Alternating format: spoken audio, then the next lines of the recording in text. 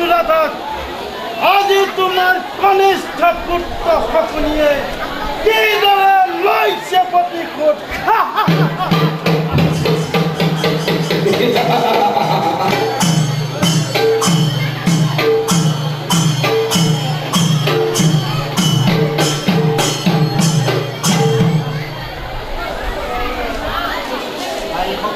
দ্বাৰা গুপ্ত অনুচৰৰ দ্বাৰাই জানিব পাৰিছোঁ যে দুৰ্যোধনে হেনো কৰ্ণৰ ৰথৰ সাৰথি মৰ্দপতি শৈল্যক পাতি এইবাৰ যুদ্ধ আয়োজন কৰিছে। এই যুদ্ধ অতি ভয়াৱহ হ'ব। তোমালোক সকলোৱে সুদক্ষভাৱে যুদ্ধ পৰিচালনা কৰিব লাগিব। আৰু ধৰ্মৰাজৰ কথা শুনাৰ লগে লগে মোৰ শৰীৰ ৰোমাঞ্চিত হৈ উঠে। সামান্য বালকৰ দৰে যেতিয়াই তেতিয়াই কিয় যুক্তিৰ কথা কোৱা? ৰথৰ সাৰথি অন্যই হওক বা চৰকাৰী ইন্দ্ৰই হওক, তাত আমাৰ আপত্তি কি? এই পাণ্ডৱৰ সন্মুখত ধনুধাৰী ভীষ্মৰ বিৰোধ দৃষ্টি নোৱাৰিলে এনেস্থলত শৈল্যৰ কাৰণে ইমান চিন্তিত হোৱা কাৰণ কি? ৰণযাত্ৰা কৰা আয়োজন কৰা ভাই, তেনেহ'লে যুদ্ধকেই কৰা আয়োজন। জয় ধৰ্মৰাজ যুধিষ্ঠিৰ, জয় মহাভাৰতী নগৰে।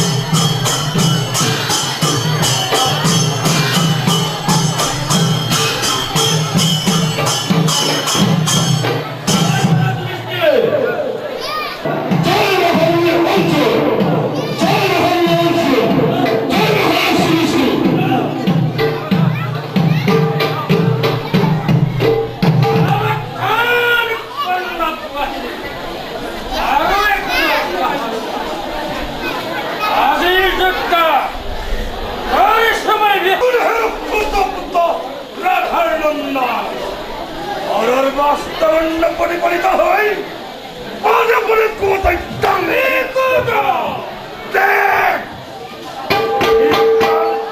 কামৰূপী বিপদৰ তোৰ সন্মুখত আহিছে উপস্থিত আৰু যদি নিষ্পণ ৰক্ষা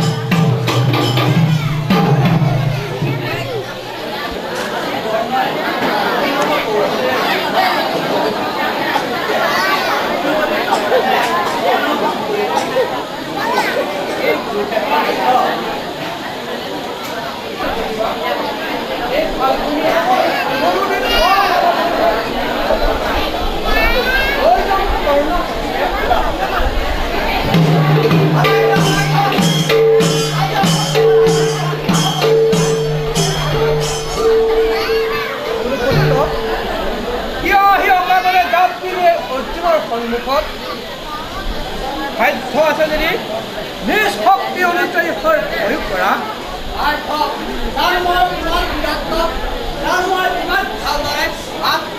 হস্ত ধাৰণ নকৰি ফলত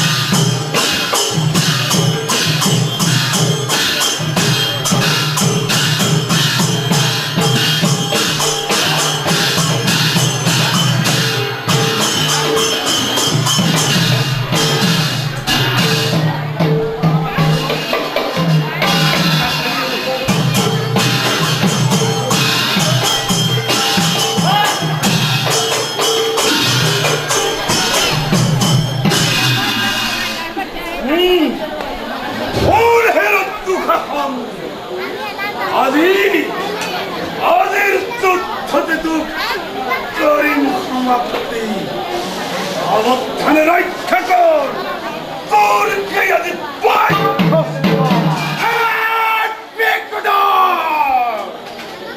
এই দুঃশাসনৰ হাতত তোৰ নাই পৰিত্ৰাণ প্ৰতি মুহূৰ্ত দেখা গৈছে এই বিক্ৰম দুঃশাসনৰ হাতত তোৰ নাই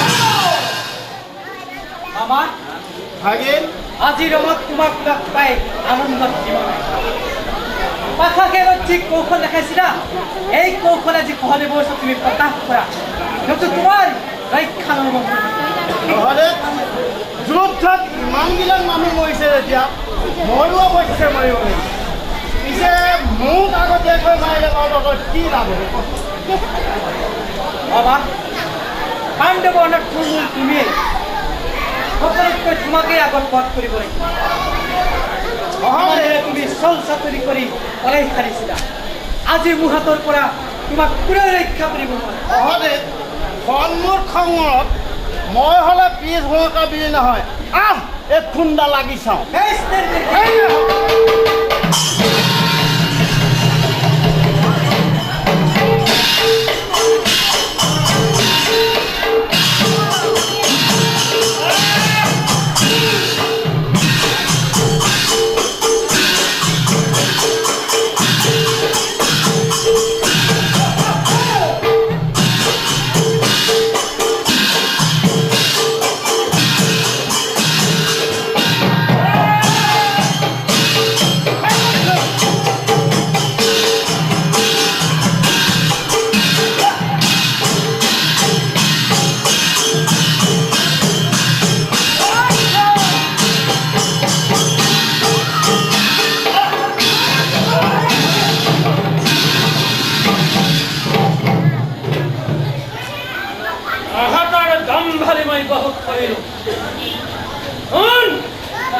আজি আৰু তহঁতৰ দম ভালি কোৱাৰ সহ্য নকৰে আজিৰ যুদ্ধতে তাহাঁতক নিধন কৰি কৰিম প্ৰতিজ্ঞা পালন মাত্ৰ অগ্নিৰে যুদ্ধ অংগৰাজ তোৰ তৰ্জন গৰ্জনলৈ ভয় নকৰে এই সহদেৱে কুৰুপতি সেনাপতি হ'বলৈ পাই তোৰ অতি গৌৰৱ মাত্ৰ অৱস্থানৰ যুদ্ধৰ কাৰণে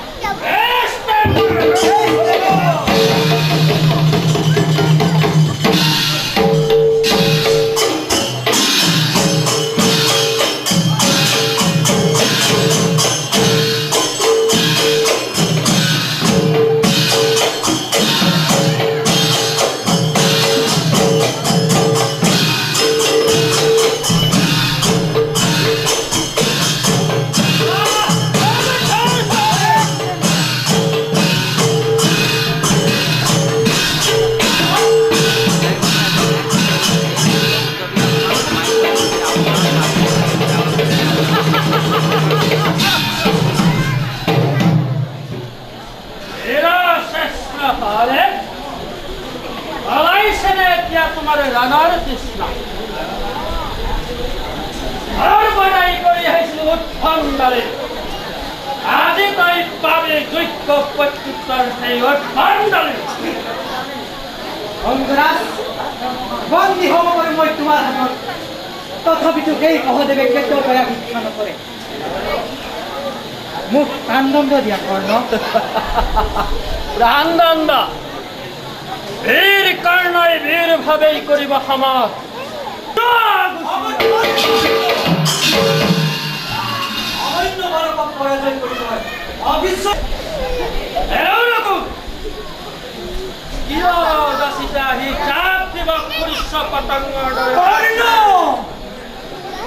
আজি